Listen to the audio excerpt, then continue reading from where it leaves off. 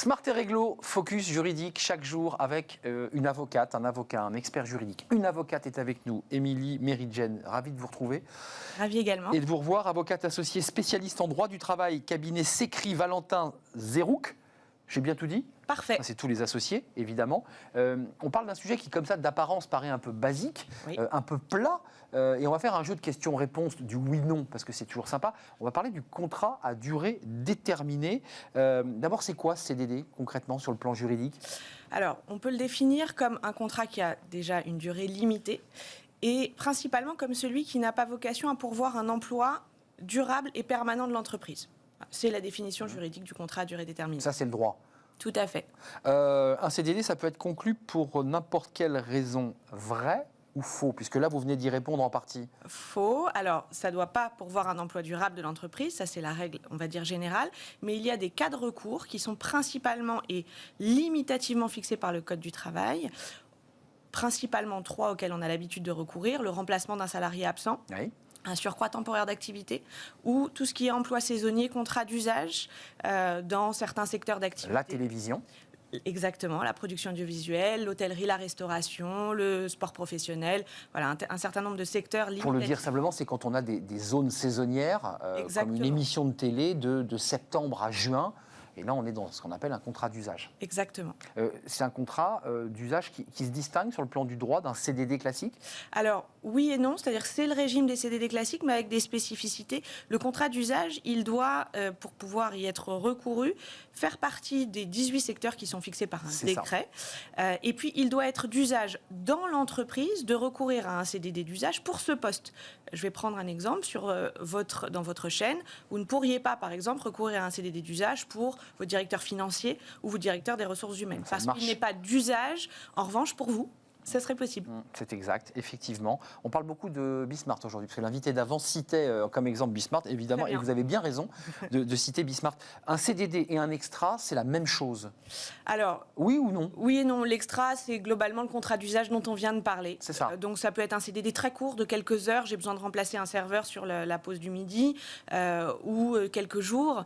Donc, on a ce vocable d'extra, mais globalement, c'est un CDD d'usage. D'ailleurs, sur ces extras, sur des contrats de très courte durée, on est obligé de faire une déclaration préalable à l'embauche. Oui, mais c'est extrêmement contraignant. Oui, le formalisme est très lourd et vous me permettez de faire la transition. Le CDD, on a l'impression que c'est facile, on recrute quelqu'un pour quelques jours, quelques heures. Non, c'est lourd. En réalité, c'est lourd parce que si on ne respecte pas le formalisme, la sanction, elle est quasi immédiate et la sanction, ça va être la requalification en contrat à durée indéterminée.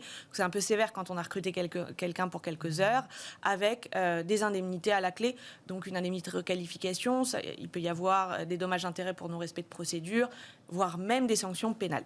Le CDD contrat limité dans le temps, ça on l'a évoqué. Oui. Vrai ou faux ? Alors oui et non. Oui, parce que là vous me semez le doute. On démarre en disant que c'est limité dans le temps, puis là vous tordez le cou. Sinon c'est plat, comme vous l'avez dit. Bah voilà. Alors donc oui et non. Oui et non. En général, dans 90% des cas, oui. C'est-à-dire qu'on embauche quelqu'un pour une durée déterminée et du reste, le Code du travail prévoit une limite de 18 mois. Donc on ne peut pas recruter quelqu'un en CDD pour 6 ans. Mais maximal 18 mois. Maximum. Sur une durée sans arrêt ou ça peut être 6 mois, 7 mois ? Alors, il peut y avoir 2 renouvellements. C'est ça. Voilà. Il y a des règles d'ailleurs assez complexes sur la succession des CDD, mais on ne va pas rentrer dans le détail. Il y a des jours d'arrêt entre les deux ? Oui, exactement. C'est ça, on est d'accord. Hein. Ouais, vous y connaissez pas un petit peu, ça m'intéresse. Mais il y a un cas qui est intéressant à relever par rapport à votre question vrai-faux, durée limitée dans le temps. C'est le terme qu'on appelle incertain. Je prends l'exemple d'une salariée qui tombe enceinte. Elle va être arrêtée pendant sa grossesse, donc on va la remplacer. Puis finalement, ça va continuer sur son congé mat. Et ensuite, elle va prendre un congé parental. Et puis, elle va retomber enceinte.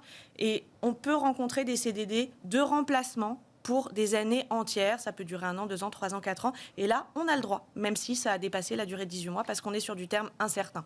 Le terme incertain, c'est-à-dire que le poste de cette personne enceinte qui a prolongé pour des raisons médicales et des raisons personnelles, il est protégé, en fait, son emploi. Tout à fait. Quand elle revient, elle retrouve son emploi. D'accord. Et la personne qui est en CDD depuis quelques années doit quitter son poste. Alors, cette question, je la trouve très intéressante, puisqu'elle renvoie à tout le débat des stages qui durent 3 mois, puis du CDD. Oui. Puis, on se dit, après le CDD, forcément, et ça existe aussi à la télévision d'ailleurs, le CDD, ça permet de tester un salarié avant de l'embaucher en CDI. Vrai ou faux ? Alors ça, c'est un a priori. Et c'est ce qu'il y a dans Vous la êtes tête... sûr de ça ? Ouais. C'est ce qu'il y a dans la tête de tous mes clients. La plupart du temps, mes clients m'appellent en me disant, bon, on va commencer par le recruter en CDD, comme ça on sera sûr qu'il fait l'affaire. pour moi, c'est une erreur. Bon, c'est une erreur juridique, je suis avocate, mais c'est aussi une erreur, on va dire, dans l'engagement qu'on donne aux salariés. Il y a des périodes d'essai qui sont faites pour ça. 3 mois, c'est 3 mois. Hein. Alors, ça peut aller jusqu'à 8 mois pour certaines conventions collectives, 4 mois renouvelables une fois. Ça dépend du poste, ça dépend de la convention collective, mais les périodes d'essai sont en général faites pour ça. Ouais. Et en revanche, quand on embauche quelqu'un en CDD, on a parlé du formalisme très lourd et des sanctions. Si vous n'avez pas un cas de recours pour embaucher la personne en CDD, vous pouvez être sanctionné beaucoup plus lourdement que si vous recrutez quelqu'un en CDI et qu'au bout de 3 mois, vous mettez un terme à sa période d'essai. D'accord. Quand on quitte un CDD, on a une prime, on a quoi? On a quelque chose? Oui, on a une prime. Il faut préciser quand même, parce que pour le coup, on a une petite gratification. Exactement. On a une prime qui s'appelle prime de précarité. Et c'est pas pour rien, parce que ce statut de CDD, c'est un statut qui est précaire au-delà du contrat où on sait qu'on est embauché que pour quelques jours, quelques heures, quelques mois. C'est une précarité plus généralement dans la vie. C'est-à-dire que quand vous cherchez à un emprunt, bien sûr, à louer un appartement et que vous êtes en CDD, c'est pas le meilleur dossier.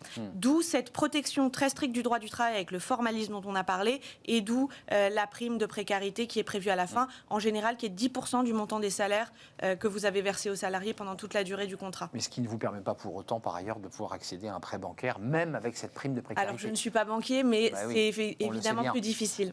Juste un dernier mot avant de nous quitter, c'est un débat politique, parce que chaque président et chaque ministre du Travail qui se sont succédés, depuis Nicolas Sarkozy, lance le débat il faut réduire le nombre de CDD, il faut embaucher en CDI. Comment vous l'expliquez? Parce que le CDD, vous me dites, il est bien pratique, il permet de remplacer, et on nous dit, on va taxer les CDD un peu plus, et on va empêcher les CDD. Expliquez-nous. Alors, je pense que c'est des effets d'annonce, et puis c'est pour éviter les abus. Dans tous les régimes, il y a des abus. Quand on regarde les chiffres de 2017, ce sont les derniers que je connaisse, sur le sujet, 88% des salariés en France sont embauchés en CDI, ce qui est quand même une écrasante majorité. Ça correspond à la règle qui est que le CDI est la forme normale de contrat de travail en France.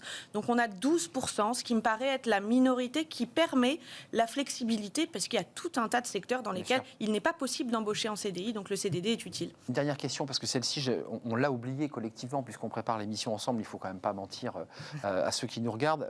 La question de l'intérim, quand on est en intérim, c'est un peu comme l'extra, quand on dit je suis en intérim, automatiquement c'est un CDD qu'on signe? Non, c'est pas un CDD, c'est différent, puisque l'intérim c'est une relation tripartite avec une société qui s'appelle une société d'intérim, et vous êtes mis à disposition d'une société dite utilisatrice. Donc c'est encore un autre mécanisme juridique.